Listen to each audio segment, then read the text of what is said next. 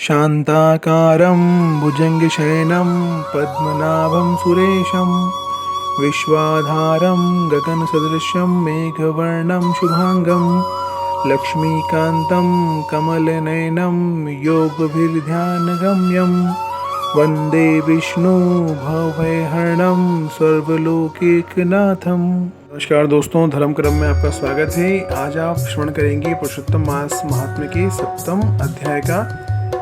यदि आपने अभी तक हमारे चैनल को सब्सक्राइब नहीं करा है तो सबसे पहले आप हमारे चैनल को सब्सक्राइब करें और बेल आइकन को दबाएं ताकि आप तक हमारे वीडियो सबसे पहले पहुंच सकें।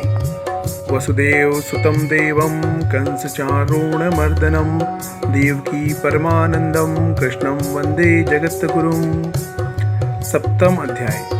सूत जी कहने लगे कि हे तपोधनो, जब भगवान विष्णु मलमास का अपार दुख कहकर चुपचाप आसन पर बैठ गए तो श्री कृष्ण ने भगवान विष्णु को जो गुप्त वचन कहे वह मैं तुमसे कहता हूँ। श्री पुरुषोत्तम बोले, हे विष्णु, आपने बहुत अच्छा किया जो मलमास का हाथ पकड़कर यहाँ ले आए। इससे लोक में महान कीर्ति पाओगे। जिसको तुमने स्वीकार किया उसको मैंने भी स्वीकार कर लिया। इसको मैं अपने समान ही करूँगा। गुण, कीर्ति, अनुभव, छंदों, ऐश्वर्य, पराक्रम, भक्तों को वरदान, मेरे समान सभी गुण इसमें होंगे। जैसे मैं लोक में प्रसिद्ध हूँ वैसे ही यह भी पुरुषोत्तम नाम से विख्यात होगा। जो गुण मुझ में हैं वही मैंने इसको दिए। हे जनार्दन, तुम्हारी प्रसन्नता के लिए मैंने अपने सभी गुण इसको दे दिए और मैं ही इसका स्वामी हूँ। यह पुरुषोत्तम नाम से जगत प्रसिद्ध होगा और मेरे समान होकर सब मासों का स्वामी होगा। अब यह जगत को पूज्य, जगत के नमस्कार करने योग्य होकर पूजनीय होगा और पूजने वालों के दुख दरिद्र का नाश करेगा। सब मास इच्छा वाले हैं, मैंने इसको इच्छा रहित किया। मनुष्यों को मोक्ष देने वाला अपने बराबर मैंने इसको किया। जो कोई इच्छा रहित या इच्छा वाला इसको पूजेगा वह अपने किए कर्मों को भस्म करके निसंशय मुझको प्राप्त करेगा। हे गरुड़ध्वज, महाभाग्यशाली यति, ब्रह्मचारी, महात्मा, निराहारी भी परम स्थान को प्राप्त नहीं होते हैं, परंतु पुरुषोत्तम के भक्त मास में जन्म मृत्यु से रहित हो बिना श्रम के ही हरिपद को प्राप्त कर सकते हैं। सब साधनों में श्रेष्ठ, सब काम तथा अर्थ देने वाला यह पुरुषोत्तम मास सेवन योग्य है। जैसे हल से बोए हुए बीज करोड़ों गुना बढ़ते हैं वैसे ही पुरुषोत्तम मास में किया हुआ पुण्य कोटि गुना बढ़ता है।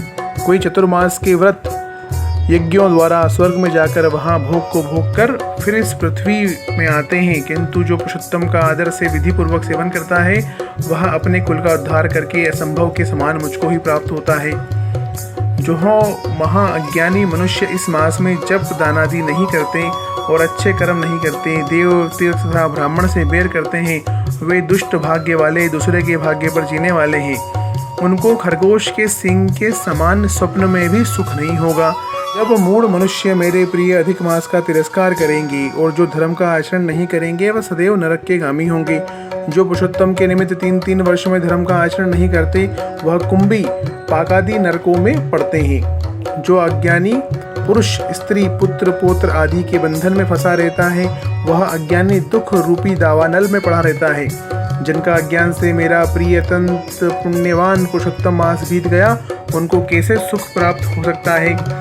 श्रेष्ठ भाग्यशाली जो स्त्रियां पुत्र सुख सौभाग्य के लिए पुरुषोत्तम मास में स्नान दान व पूजन करेगी उनको मैं सौभाग्य संपत्ति सुख पुत्र दूंगा, और जो मेरे इस मास को ऐसे ही व्यतीत कर देंगी उनको मेरे प्रतिकूल और स्वामी से सुख नहीं होगा। भाई, पुत्र तथा धन का सुख तो उनको स्वप्न में भी प्राप्त नहीं होगा।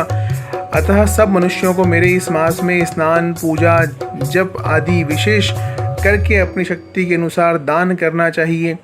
जिसने भक्ति और श्रद्धा से पुरुषोत्तम मास में मेरी पूजा की वह धन तथा पुत्र का सुख भोग कर अंत में मेरे गोलोक में वास करेगा। मेरी आज्ञा से सभी मनुष्य अधिक मास को पूजेंगे। मैंने सब मासों में उत्तम इसको किया है। इसलिए हे रमापते, तुम चिंता छोड़कर पुरुषोत्तम मास को लेकर बैकुंठ को जाओ। ओम नमो भगवते वासुदेवाय।